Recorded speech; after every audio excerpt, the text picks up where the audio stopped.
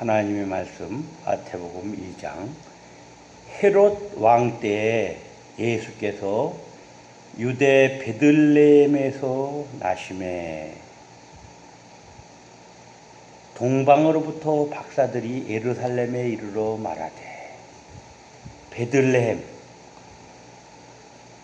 예수님께서 유대 베들레헴에서 나셨습니다. 동방으로부터 박사들이 예루살렘에 이르러 말하되 그 예수님이 유대 땅 유다 땅에서 베들레헴에서 나신다는 그 구전으로 그 박사들에게도 그것이 전해졌습니다.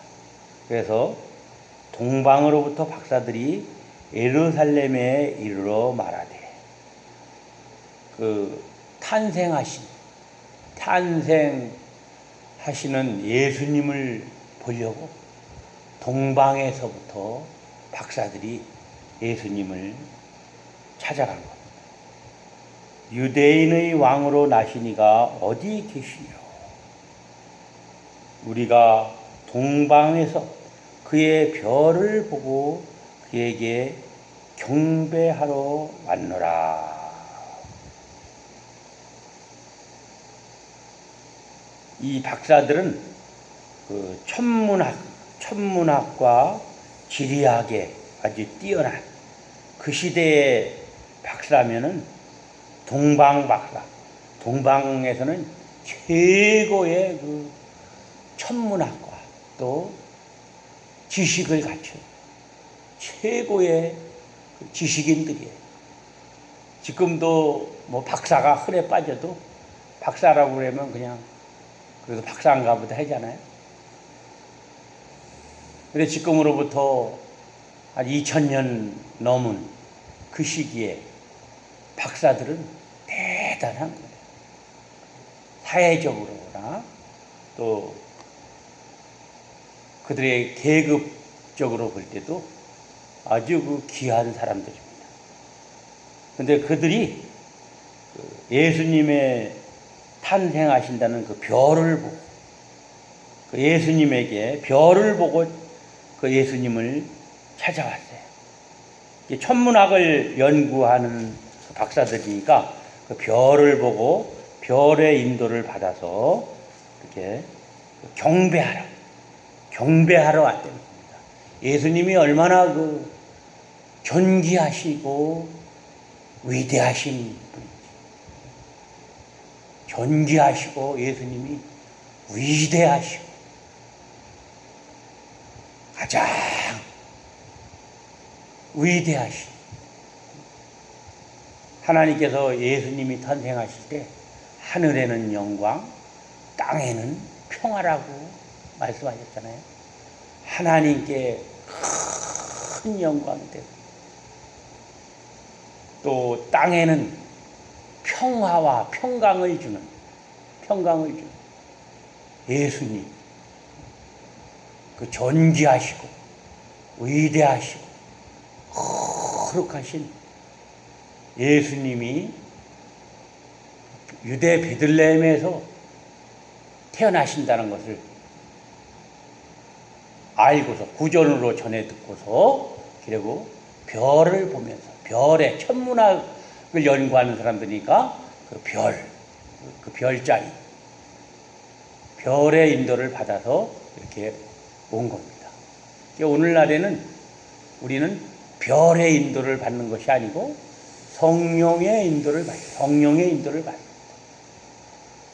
성령님의 인도를 받고 또 예수 그리스도를 통해서 신구약 성경이 완성되었기 때문에 하나님의 말씀을 따라서 말씀의 인도와 주장을 받는 거죠. 성령의 인도와 주장을 받는 거죠. 그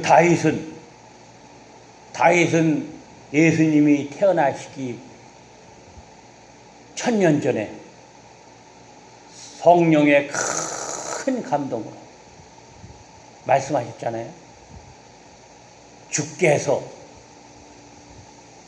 내 주에게 이르시기를 내 원수로 내 발등상 되게 하기까지 내 우편에 앉으라 하셨다. 주님으로 오실, 혈통적으로는 다윗의 자손이 있지만 영적으로는 주가 되시, 천지의 대주제가 되시다. 헤롯 왕과 온 예루살렘이 듣고 소동한지라. 그 예수님이 태어난다니까 헤롯 왕이 듣고서 깜짝 놀랐고, 예수님이 그 왕으로, 유대인의 왕으로 태어나신다니까 자기의 그 왕위가 위태롭잖아요. 그래갖고 헤롯 왕과 온 예루살렘이 듣고 소동한지라.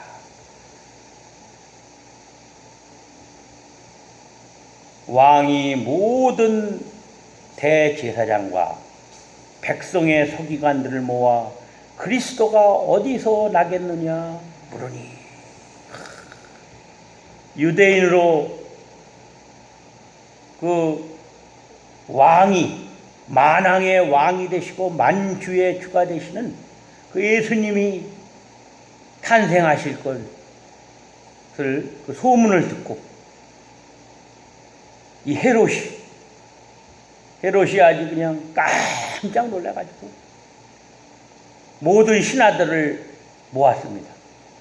모든 대제사장과 백성의 서기관들을 모아 그리스도가 어디서 나겠느냐 물으니, 가로되 유대 베들레헴 이오니, 이는 선지자로 이렇게 기록된 바, 또 유대 땅 베들레헴아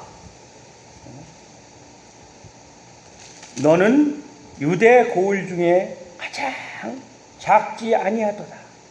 네게서는 한 다스리는 자가 나와서 내 백성 이스라엘의 목자가 되리라 하였음이니라. 미가서 5장 2절을 한번 봅니다. 우리가 미가서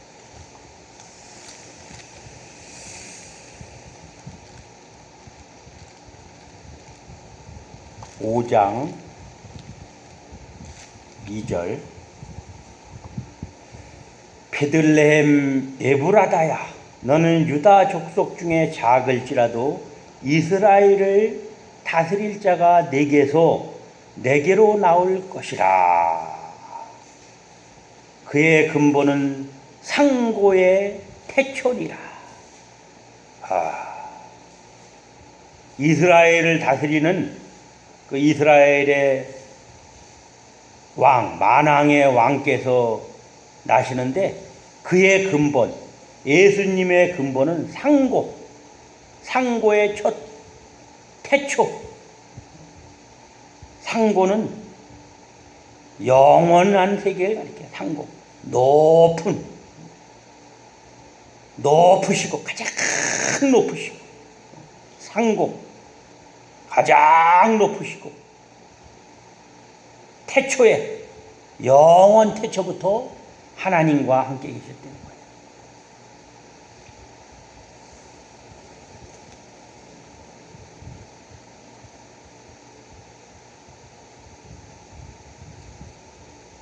그러므로 임산한 여인이 해산하기까지 그들을 붙여두시겠고, 그 후에는 그 형제 남은 자가 이스라엘 자손에게로 돌아오리니, 그가 여호와의 능력과 그 하나님 여호와의 이름의 위엄을 의지하여 서서 그 때에서 먹여서 그들로 안연히 거하게 할 것이라. 이제 그가 창대하여 땅 끝까지 미치리라. 이 사람은 우리의 평강이 될 것이라. 아수르 사람이 우리 땅에서 들어와 우리 궁들을 밟을 때에는 우리가 7 목자와 8 군왕을 일으켜 그를 치니. 그 예수님은 창대하여 땅 끝까지 그 예수님의 복음의 능력이 땅끝까지, 사마리아와 땅끝까지 이른다고 말씀하죠. 이에 헤롯이 가만히 박사들을 불러 별이 나타난 때를 자세히 묻고, 또 그 박사들을 아주 초청해가지고 그 박사들에게 별이 나타난 때를 자세히 물었습니다. 이렇게 박사들을 초청한 건 뭐예요? 예수님을 죽이려고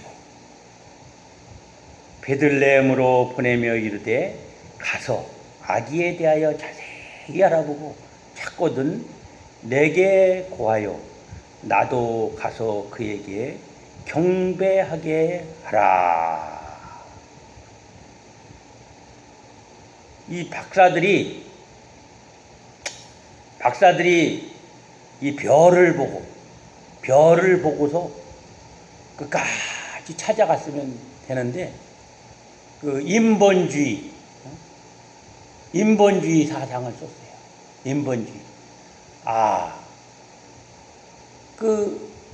유대인의 왕이 어떻게 베들레헴 작은 고을에서 나시겠느냐.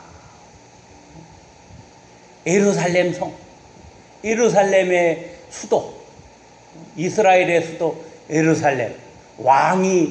왕이니까 그 사람 생각으로 볼 때는 예루살렘에서 탄생하는 게 맞잖아요. 인본주의를 써가지고 예루살렘으로 들어갔다가 그 별을 잃어버렸습니다.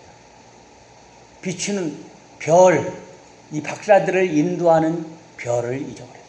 빛을 잊어버렸어요. 우리는 기도를 많이 하고 또 성경 말씀을 잘 연구해서 그 성령의 인도와 주장을 받아야 돼요. 이 박사들이 크게 실수함으로써 인해서 얼마나 많은 어린 아기들이 죽었어요. 많은 어린 아기들이 죽었잖아요. 그러니까 지금으로는 상상도 할 수 없는 거예요. 자세히 알아보고 찾거든 내게도 구하여 나도 가서 그에게 경배하게 하라. 아주 이 헤롯이 간교한 자입니다. 박사들이 왕의 말을 듣고 갈새 동방에서 보던 그 별이 문득 앞서 인도하여 가다가 아기 있는 곳 위에 머물러 섰는지라. 저희가 별을 보고 가장 크게 기뻐하고 그 별을 보고 어떻게 했어요? 박사들이 가장 크게 기뻐하고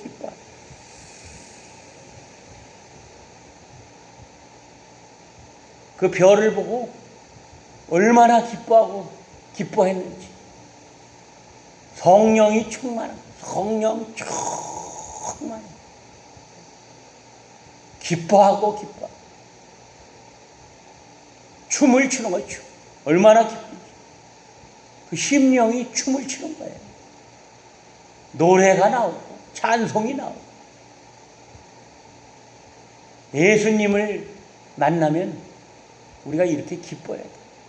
찬송이 나오고 감사가 나오고 예수님 소리만 들어도 우리가 기뻐해야 돼. 그런 성도가 돼야 돼. 예수님 말씀만 들어도, 예수님 소리만 들어도 기뻐해야 돼. 또 언제 주님 다시 오실는지 예수님의 재림을 생각하면서, 예수님 생각하면 기쁘잖아요. 예수님이 오셔갖고 모든 원수와 마귀와 죄와 사망의 세력을 물리치시고 예수님께서 우리들과 1000년 동안 그 혼인잔치를 베푸시고 그 1000년 왕국이 끝난 후에는 영원한 천국으로 인도하신다. 예수님 소리만 들어도 우리는 기뻐해야 돼. 그 기쁨을 놓치면 안 돼. 예수님 소리를 들어도 맹숭맹숭하고 멀컹멀컹하고 그 아무런 감동이 없는 것은 이거는 죽은 물고기와 같아요. 죽은 물고기는 둥둥둥둥 떠내려가잖아요. 죽은 물고기. 근데 살아있는 물고기는 그냥 지느러미를 세우고 그 물을 거슬러 올라가잖아.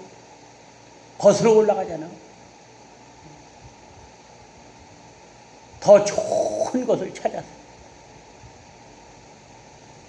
우리는 이렇게 이 박사들처럼 저희가 별을 보고 가장 크게 기뻐하고 기뻐하다. 예수님 말씀만 들어도 우리가 기뻐해야 돼. 그런 심령 상태가 돼야 돼. 그렇지 않으면 영혼이 병든 거예요.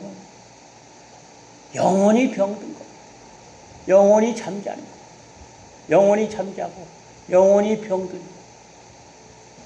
우리의 영혼이 예수님 말씀만 들어도 그는 상고요 태초라. 그는 상고요 태초라. 영원부터 계시고 가장 높으신 하나님과 함께 계신 하나님이시고 구주가 되시는 예수님.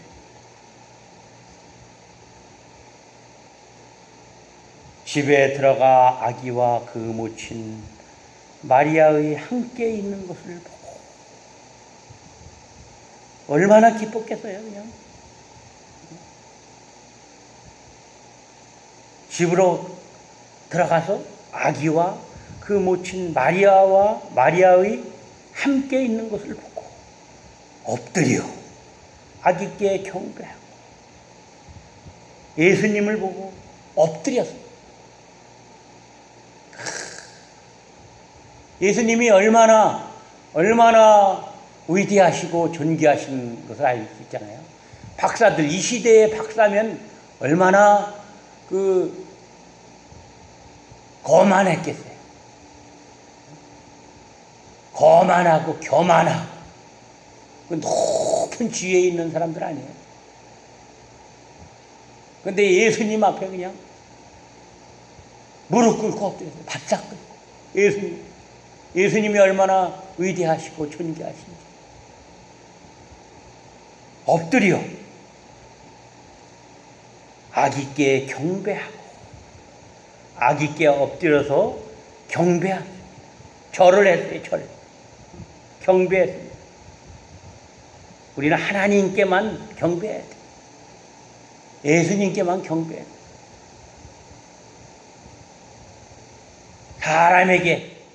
사람에게 충성하는 자가 되면 안 돼. 아기께 경배하고 보배합을 열어 황금과 유향과 모략을 예물로 드리라. 그 박사들이 동방에서 찾아갔으니까 수천리길을 찾아갔을 거 아니에요. 수천리길을 걸어서 그 선물을 가지고 간 거예요. 보배합을 열어가지고 아기께 황금과 유향과 모략을 예물로 드리라. 황금은 왕과 또 선지자, 제사장. 예수님은 왕으로 오셨고 또 선지자, 유향, 하나님의 말씀을 선포하는 선지자, 제사장, 예수님의 제사, 십자가에 못 박혀 돌아가신 예수님의 큰 대제사장 되시는 예수님은 삼직을 가지고 오셨습니다. 모략을 예물로 드리니라. 가장 귀한 걸로 드렸습니다. 꿈에 헤로데게로 돌아가지 말라 지시하심을 받아 다른 길로 고국에 돌아가니라. 이 박사들에게 그 헤로데게로 돌아가지 말라고 지시하심을 받았습니다. 다른 길로 고국에 돌아가니라. 저희가 떠난 후에 주의 사자가 요셉에게 현몽하여 가르되 헤롯이 아기를 찾아 죽이려 하니 일어나 아기와 그의 모친을 데리고 애굽으로 피하여 내가 네게 이르기까지 거기 있으라 하시니. 예수님은 태어나실 때부터 이렇게 큰 환난과 핍박을 받으셨어요. 그러니까 이 부모들의 마음이 얼마나 두려웠겠어요. 왕이 헤롯이 전국에 병사들을 보내갖고 예수님 아이를 찾아서 죽이려고 하니까 얼마나 두렵고 떨렸겠어요. 예수님은 태어나실 때부터 이렇게 태어나시고 나서 큰 환난과 핍박을 받으신 겁니다. 이렇게 존귀한 사람들, 대부분 세상에서 존귀하고 위대한 사람들 있잖아요. 큰 일을 하는 사람들은 이런 많은 연단이 있어요. 많은 연단이 있어요. 많은 훈련이 있어요. 하나님께서 훈련을 시키고 그래야지만 하나님께서 주신 일을 감당할 수 있기 때문에 큰 연단이 있어요.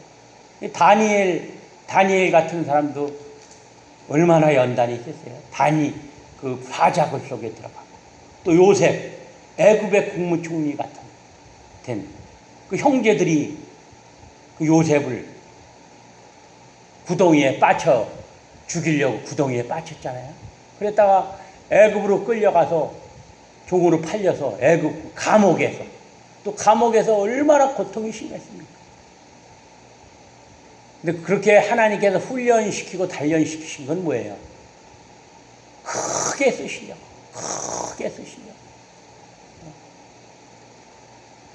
이렇게 세상적으로나 영적으로 크게 쓰시는 분은 대부분 하나님께서 훈련을 세게 시키셔요. 특수부대 가면 제일 센 부대 있잖아요. 그 훈련이 어마어마해요. 이렇게 예수님은 이 세상에 오셔갖고 우리 택한 백성을 구원하시려, 구속하시려. 십자가에 못 박혀 피 흘려 돌아가시기까지. 그러고 나서 최후에는 십자가에 못 박혀 돌아가셨잖아요. 나실 때부터 이런 큰 훈련을 하나님께서 훈련을 시키셨습니다. 요셉이 일어나서 밤에 아기와 그의 모친을 데리고 애굽으로 떠나가. 밤에 아기와 그의 모친을 데리고 애굽으로 떠나가. 애굽으로 피신을 했습니다. 애굽으로.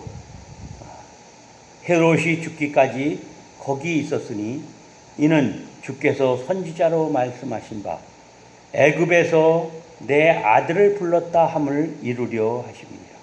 이에 헤롯이 박사들에게 속은 줄 알고 심히 노하여 사람을 보내어 베들레헴과 그 모든 지경 안에 있는 산의 아이를 박사들에게 자세히 알아본 그때를 표준하여 2살부터 그 아래로 다 죽이니.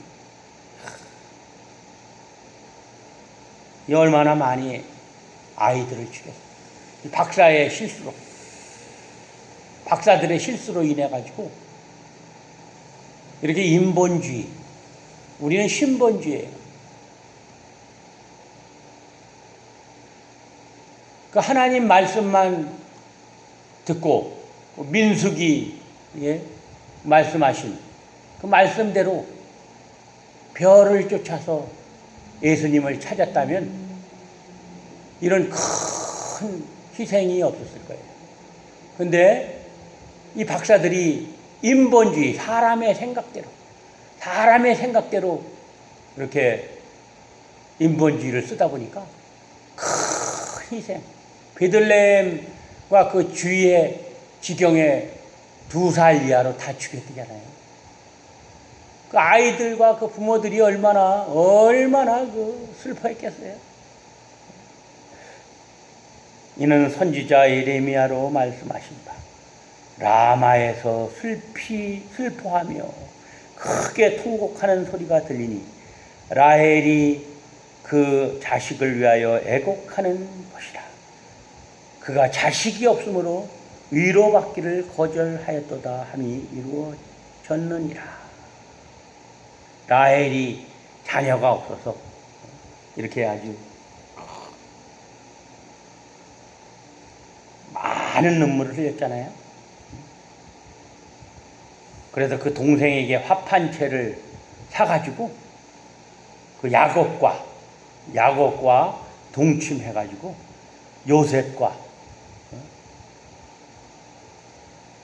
요셉과 베냐민을 낳은 겁니다. 헤롯이 죽은 후에 주의 사자가 애굽에서 요셉에게 현몽하여 가라되 일어나 아기와 그 모친을 데리고 이스라엘 땅으로 가라. 아기의 목숨을 찾던 자들이 죽었느니라 하시니 요셉이 일어나 아기와 그 모친을 데리고 이스라엘 땅으로 들어오니라. 그러나 아켈라오가 그 부친 헤롯을 이어 유대의 임금됨을 듣고 거기로 가기를 무서워하더니 꿈에 지시하심을 받아 갈릴리 지방으로 떠나가. 이제 또 그 아들이 왕이 됐으니까 또 예수님을 죽일 것이다. 이게 두려워했어요. 근데 꿈에 지시하심을 받아서 갈릴리 지방으로 떠나가셨습니다. 나사렛이란 동네에 와서 사니 갈릴리 나사렛이란 동네에서 자라셨어요. 이는 선지자로 하신 말씀에 나사렛 사람이라 칭하리라 하심을 이루려 함이로라.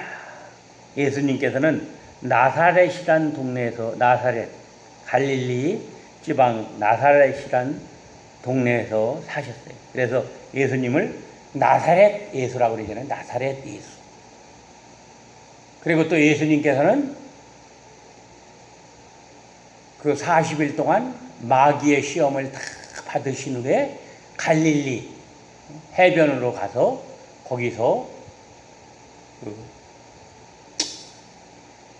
전도하셨어요. 전도하셔가지고 그 제자들 베드로와 그 요한을 거기서 그 예수님께서 여기 보면 4장 14절에 보면 12절에 예수께서 요한의 잡힘을 들으시고 갈릴리로 물러가셨다가 나사렛을 떠나 스불론과 납달리 지경 해변에 있는 가버나움에 가서 사시니 이는 선지자 이사야로 하신 말씀을 이루려 하심이라 일렀으되 스불론 땅과 납달리 땅과 요단강 저편 해변 길과 이방의 갈릴리여 흑암에 앉은 백성이 큰 빛을 보았고 사망의 땅과 그늘에 앉은 자들에게 빛이 비치었도다 하였느니라. 이때부터 예수께서 비로소 전파하여 가라사대 회개하라 천국이 가까웠느니라 하시더라. 갈릴리 해변에 다니시다가 두 형제 곧 베드로라 하는 시몬과 그 형제 안드레가 바다에서 그물 던지는 것을 보시니 저희는 어부라 말씀하시되 나를 따라오너라. 내가 너희로 사람을 낚는 어부가 되게 하리라 하시니 저희가 곧 그물을 버려두고 예수를 쫓으니라. 이렇게 예수님께서는 나사렛이란 동네에 사시고 그 갈릴리 지방에서 최초의 전도를 하셔갖고 베드로와 그 동생을 이렇게 또 전도하셔서 제자로 삼으셨어요. 우리는 예수님, 동방박사들이 예수님을 보고 가장 크게 기뻐. 세상에서는 우리가 그 어려움이 많고 기뻐할 일이 별로 없지만 예수님을 생각할 때 우리는 기뻐요. 예수님을 생각할 때 우리가 기뻐요. 그러면 우리의 대제사장, 큰 제사장 되시는 예수님께서 우리와 동행해 주시고 우리의 모든 연약함을 채우려 주시고 모든 시험을 다 예수님께서 짐을 져주시고 같이 동행하는 예수님과 동행하는 것이 가장 기쁘고 기쁜 것. 그런 기쁨을 우리가 누려야 돼요. 그게 신앙생활하는 참맛이에요. 신앙생활의 그 참 기쁨을 우리가 누리면서 살아가야 돼요. 근데 우리가 그걸 못 느끼면 안 돼요. 기뻐합니다. 세상에서는 환난과 어려움, 많은 어려움이 있지만 예수님을 바라보고 우리는 예수님과 동행하는 그런 성도가 되어야 됩니다. 하나님 아버지 감사합니다. 오늘 예수님의 탄생을 통해서 예수님께서는 나실 때부터 큰 환난과 핍박을 받고 그 모든 환난과 핍박을 다 이기시고 십자가에 피 흘러 돌아가심으로써 우리의 구속을 다 이루셨습니다. 우리가 예수님을 생각할 때마다 저희들의 심령이 기쁘고 또 뛰면서 예수님을 찬미하고 늘 예수님과 동행하는 그런 성도들이 되게 하여 주시옵소서. 예수님의 이름으로 기도 올려옵나이다. 하늘에 계신 우리 아버지여, 이름이 거룩히 여김을 받으시고 나라의 마옵시며 뜻이 하늘에서 이룬 것 같이 땅에서도 이루어지고 오늘 우리에게 일용할 양식을 주옵시고 우리가 우리에게 죄 지은 자를 사하여 우리 죄를 사하여 주옵시고 시험에 들게 하지 마옵시고 다만 악에서 구하옵소서. 권세와 영광이